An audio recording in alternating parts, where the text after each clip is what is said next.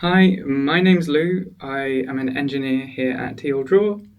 We make an infinite canvas SDK for building canvases and whiteboards. And we recently released these set of starter kits for specific use cases. We have a multiplayer starter kit for adding multiplayer sync. We have a workflow one.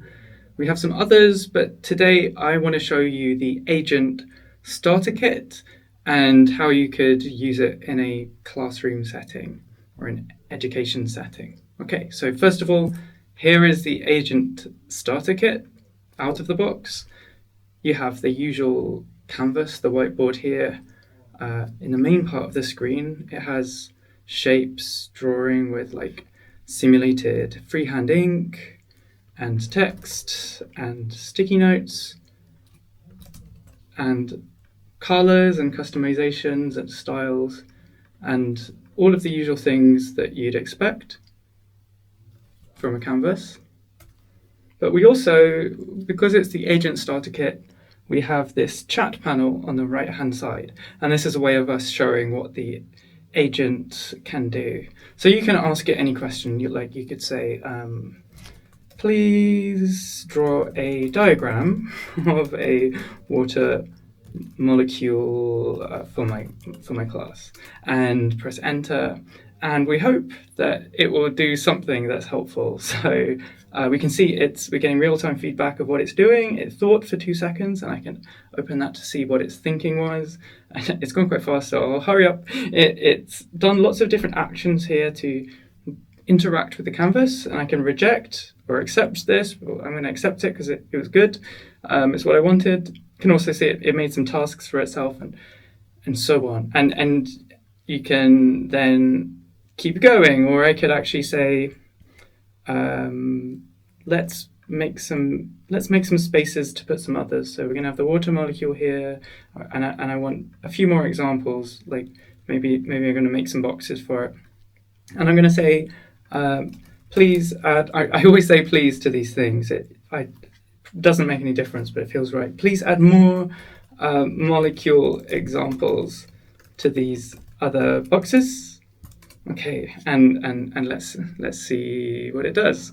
And if you didn't know, I guess a lot of these language models that's behind this, they're really good at languages, at language. Obviously, they're good at talking to you and outputting text.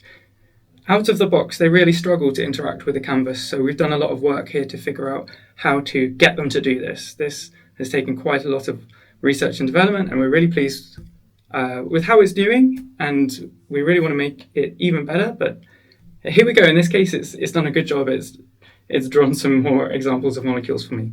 Okay, cool. So that's the agent starter.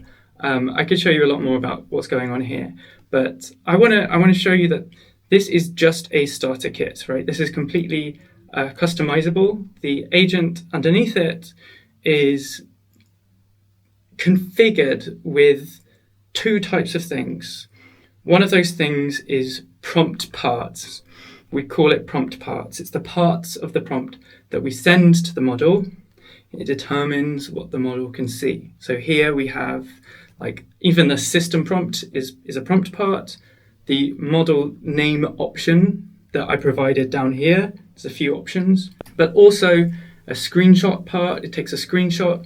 It gets info on what its viewport currently is, and it gets a representation of the shapes that are on the canvas. That's all of these that are completely, interactable. It gets 3 different types of representation of those, depending on what it's focusing on at that time, and this took quite a long time to figure out. It also gets the entire chat history, everything that I've done. It's watching me always. Also, its current to-do list, and just as an example, in the agent starter, the current time. It's not very useful, but it shows you how you might get some external data, which in this case is just the time. And you can turn any of these on or off, or you can configure them or make your own. The second thing that this has in it is what we call an agent action, a list of agent actions that it can do. So by default, it has this message action util that lets it talk to me, talk to the user, but it also has things like a thinking action, a review action, and these are sort of meta actions to let it manage and plan what it's doing. Set my view action lets it move the camera. I think you should have a look through all of these and see what defaults we've chosen. They may or may not be what you want in your app. I would probably recommend narrowing down what you want your own agent to do in a production app, because that allows it to be more focused and makes it better because it has less things to juggle. Obviously, it also has ways of interacting with shapes. It has like ways of making fine-tuned edits on individual shapes, like creating a shape, deleting an individual shape, updating, labeling, moving. But it also has like higher level shape manipulations, like placing a shape next to another shape, or reordering or resizing entire groups of shapes and things like that. And we found that like this helped it to deal with larger numbers of shapes. I think you could add even more here, depending on what sort of operations and manipulations you want your agent to do.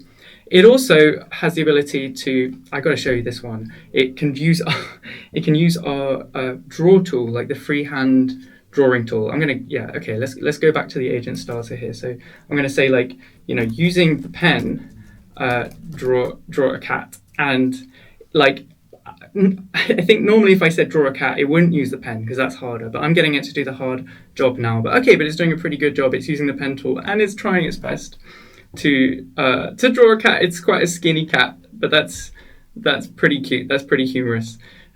I think the fact that it does these like fun little drawings is like a little bonus. It's not necessarily the main killer feature, but it's a bit of fun. Okay, I'm going to say, like, let's see a comparison now. Like now, not using the pen, draw a cat, e.g. With shapes and stuff. Okay, let's see what happens. Okay, the user is thinking about it. It's come up with a plan about how to draw this cat out of different shapes. Okay, so it's using circles and triangles and is taking a bit more of a symbolic approach. And I think it's cool that they can use the pen, and often like the models use the pen for little details and things like that. But normally it sticks to symbolic things. Oh, and I don't know if you saw there, but it was reviewing its work, and it saw that the legs were a bit messy, and it's cleaned them up a little bit. But we don't want it to be stuck doing this all day, so it has to be realistic about what it can do. I think it does some. I'm getting distracted, but I think I'm going to keep going. So it does certain kinds of drawings a bit better than others. I would say, like, if you ask it to draw something that has a bit more structure to it, like a castle or a palace, or something that's a bit more rectangular, like a robot, it does a bit better. And so, these models come with strengths and weaknesses. And I think when you're deciding what to do with this technology, you've got to take that into account, right? But today, okay, great, lovely palace, beautiful, beautiful palace, and it's reviewing it to make sure it didn't make any mistakes. What does it think? It's checking everything's there. Okay, and it's happy with it. Fantastic. But today we're not drawing. That is a bit of fun. I want to show you something I built by taking the agent starter and then customizing it to a specific use case. Now, you might notice, first of all, that there's no chat panel on the right-hand side of the screen.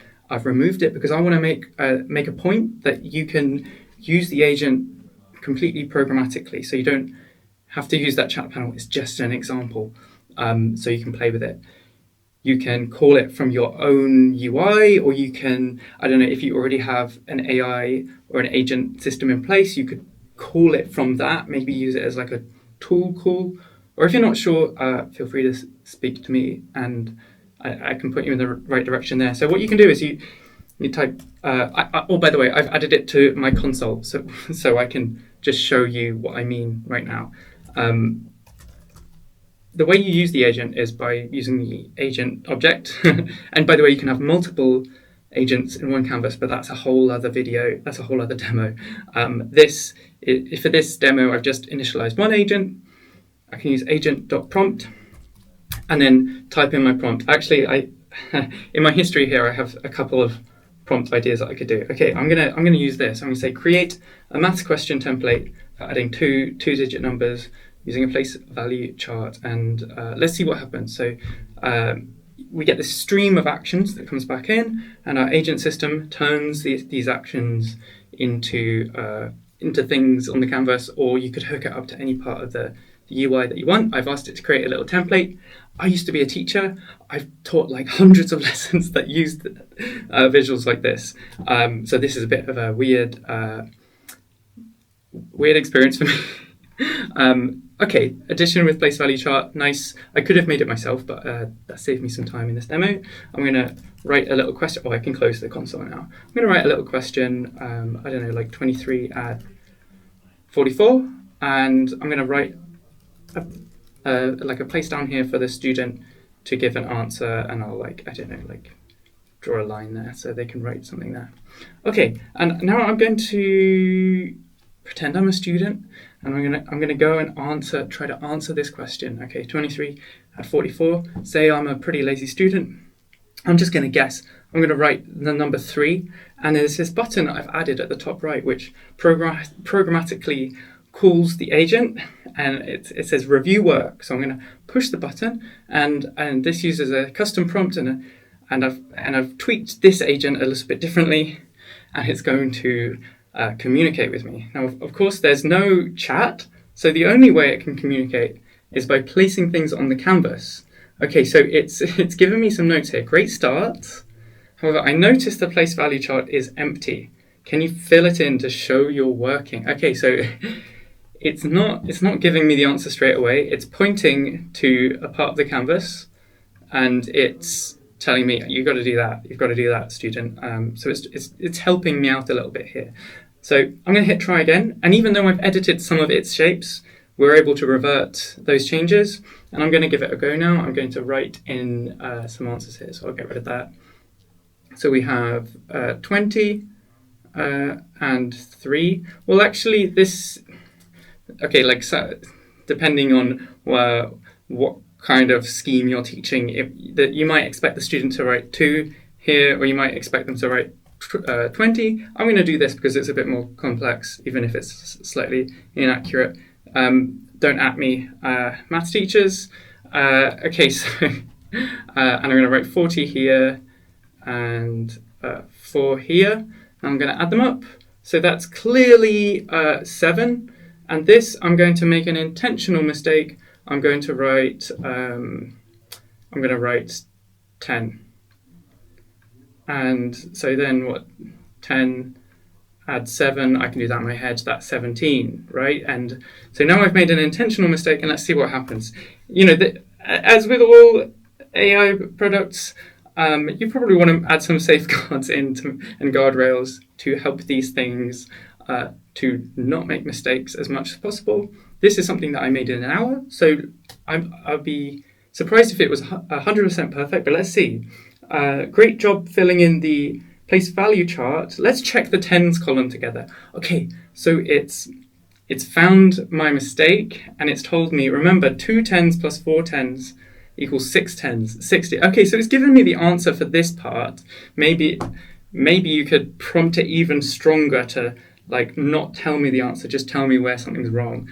But maybe after 2 errors in a row, it thought, do you know what? I'm just going to tell you because you're gonna give up, student, because it remembers that I already got the first one completely wrong. So maybe it's like, hey, we'll just take this as a win. Okay, whatever. So I'm going to write 60 into there, and then here I'm going to update my answer to 67. Oh, I better hit try again to get rid of its comments. And now let's review, and let's see if I got it right. Let's see if the agent can get it right too. I'm not entirely sure if it will, but okay, excellent work showing your place value. 3 add 4 equals 7, great job. 20 add 40 equals 60. I got it correct, and it even gave me a star. Okay, so this is just one, I guess, way that you could take the agent starter further, but I'm really keen to see the other ideas that the developers have for this thing. It's very customizable, and I think there's a lot to explore. So I hope you enjoyed this. Let me know if you have anything else that you'd like me to try and share. Speak to me on the tldraw Discord if you want. Okay, goodbye. Stop recording.